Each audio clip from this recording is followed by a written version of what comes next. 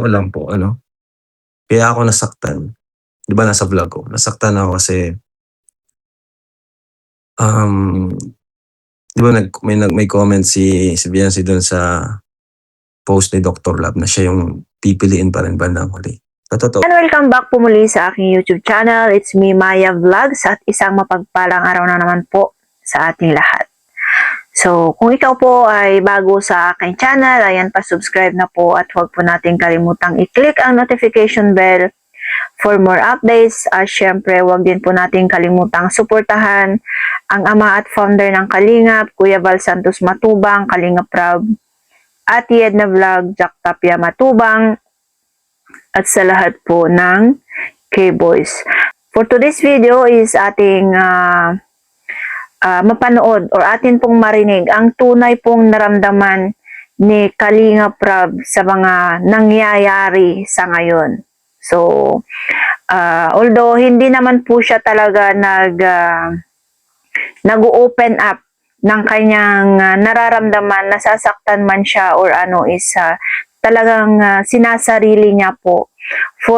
Pero for this time, okay, ngayon lang po siya nag-open up sa ating mga viewers, no, na nagmamahal or mga taga-suporta po sa kanya.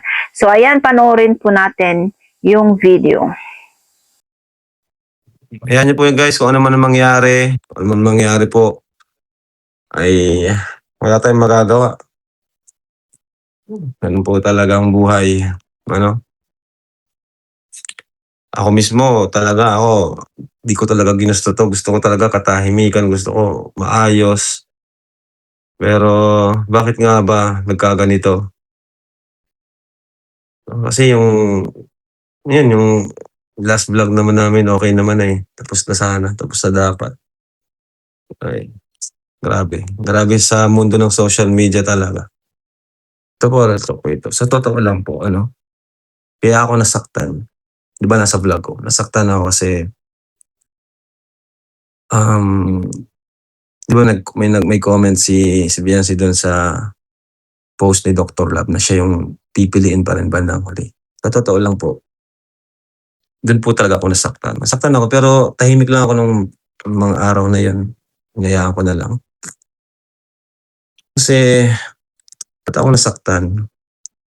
Kasi parang nabalewala yung mga pinaghirapan ko, no? Ito po, wag niyo pong i-bash si Biancy. Gusto ko lang mag-open din po sa inyo. Ang naramdaman ko nung mabasa ko yung post na yun. Yung comment ni Biancy dun sa... Nabasa niyo po ba yun? Yung sa dulo ay ang pipiliin pa rin niya ay si Doc Love. Nasaktan talaga ako dun kasi sa totoo lang, ang mas nakatulong pa kay Doc si Biancy. Anong naitulong ni Doc? Naitulong ni Doc, nailapit sa akin. Pero si Biancy, malaki din yung naitulong niya kay Doc. Mas nakatulong pa nga siya kay Doc. Ang daming naipundar ni Doc dahil kay Biancy. Kaya nasaktan ako, bakit mas pinili niyang, parang mas grabe yung pasasalamat niya kay Doc, pero sa akin, parang ganun ba? Doon talaga ako nasaktan. Sa part na yun.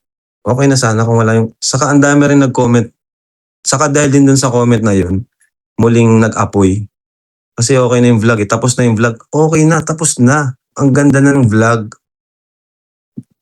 Nabilib yung tao kay Biancy. Pero dahil sa comment na yun, ayan, nabutasan na naman tuloy sila.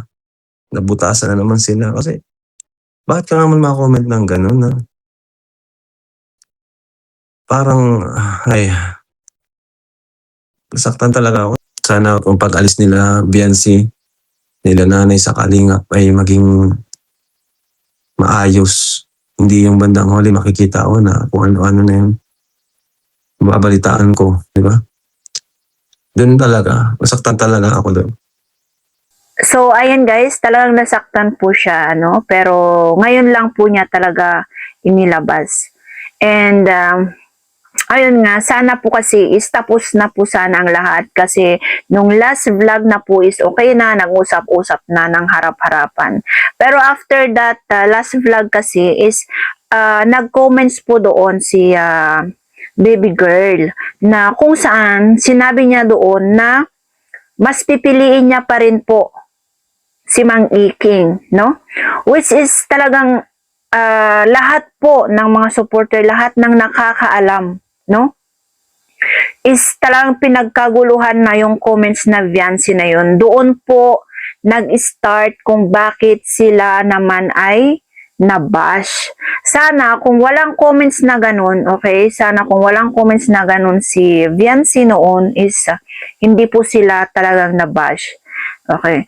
Alam nyo kung ano po kasi yung nasabi niya doon sa comments doon. Mahaba yun eh. Mahaba yung comments ni Viancy doon. At mostly pa na sinabi pa niya na talagang pinaramdam niya talaga na mas malaki ang pasasalamat niya kay Mang Iking kaysa kay Kalingap Rab. Doon po talaga nasaktan si Kalingap Rab at sinabi pa niya sa dulo na kahit anong mangyari is ang pipiliin niya ay si Mang Iking. Doon sobrang hindi lang po si Kalingap Rab ang nasaktan dito. Tayo, kami po na nakakaalam kung ano po yung pinagmulan ng buhay niya, kung kaano siya kahirap noon hanggang siya ay sumikat. Ayan, doon po, nasaktan din po kami, no? Kaya ngayon na naglabas naman po ng saloobin na ngayon si Kalingap Rab para naman po kahit papaano is maluwagan naman po yung kanyang bigat sa dibdib, no? Kaya talagang inopen up niya po sa kanyang live. At eto na nga, ayan, yung napakinggan natin, talagang inamin niya naman po, no? And wala po siyang kagustuhan sana, kundi yung maayos ang lahat. Pero anong nangyari? Wala. And ayan nga, is talagang wala na siyang magagawa. Kung yun yung pipiliin ni Viancy, wala na siyang magagawa. Kasi hanggang doon na lamang po yung isip ni Viancy. Kaya wala na talaga siyang magagawa. Kaya yun nga, nag-ano na lang po siya, kung ano na lang po ang kanyang wish para kay Viancy, no? Na sana is maging okay ang magiging buhay nila pag alis nila sa Kalingap. Yung sana walang mababalitaan na masamang pangyayari sa kanilang buhay pagdating ng araw. Yun po, yun na lang po ang nasabi ni Kalingap Rab, no?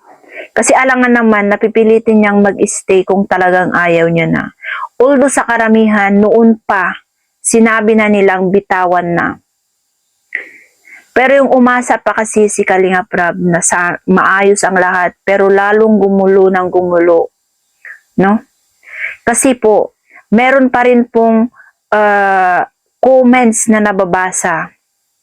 At yan po ang aking reaction video tungkol po dyan sa pag-amin po ni Kalingap Rab na talagang siya po ay nasaktan. Which is hindi lang naman po siya yung nasaktan. Marami pong nasaktan tungkol dyan, no? Kaya, yan. Marami na rin pong mga comments na, ayan, i-let go na po para matapos na ang lahat. So, ayan, maraming salamat po. Bye-bye and God bless.